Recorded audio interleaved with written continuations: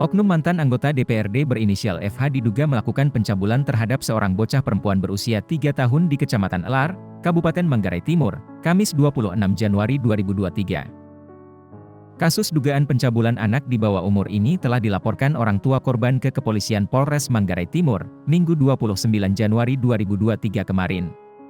Ayah kandung korban kepada pos-kupang.com Rabu 1 Januari 2023, menuturkan, sekitar pukul 17 WITA, terkuak kasus dugaan pencabulan terhadap anaknya oleh terduga FH.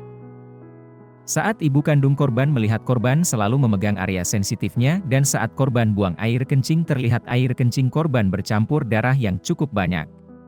Melihat hal yang aneh terjadi pada putrinya itu, ibu kandung korban panik dan langsung mengendong putrinya ke dokter untuk diperiksa. Korban sendiri sangat takut melihat darah. Kemudian dokter dan ibu kandung korban bertanya kepada korban.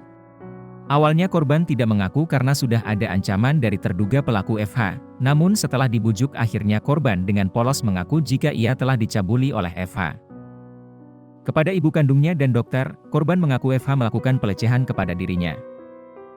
Ayahnya menduga kejadian pelecehan tersebut bermula saat korban bermain di rumah terduga pelaku yang letaknya bersebelahan dengan rumah korban sekitar pukul 10.10 WITA. Mama kandung korban mengizinkan korban bermain di rumah terduga pelaku, karena saat itu ibu kandung korban melihat ibu kandung FH juga ada di rumah. Ayahnya juga mengaku, sejauh ini anak mereka itu sering bermain di rumah terduga pelaku karena selain hubungan antara mereka cukup baik, juga masih ada hubungan keluarga berupa saudara sepupu dengan istrinya. Setelah mengetahui kejadian yang dialami putri mereka itu, kata ayah kandung korban, ia bersama istrinya bergegas ke Ruteng membawa korban untuk berobat di dokter spesialis anak. Dugaan mereka terkait pencabulan terhadap putri mereka oleh terduga pelaku FH semakin kuat pasca hasil pemeriksaan dokter itu. Kasat Reskrim Polres Manggarai Timur, Ibtu Jeffrey Dwi Nugroho Silaban, S.Tr.K., kepada pos-kupang.com, kasusnya sedang ditangani.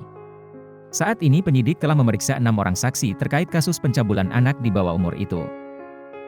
Jeffrey juga mengatakan, pelaku telah dipanggil dan telah diperiksa, namun pelaku tidak mengakui perbuatannya.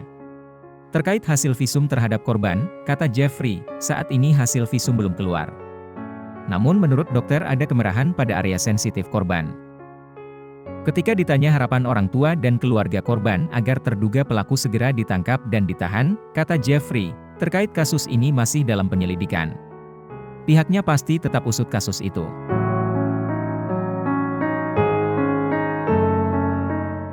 Terima kasih sudah nonton.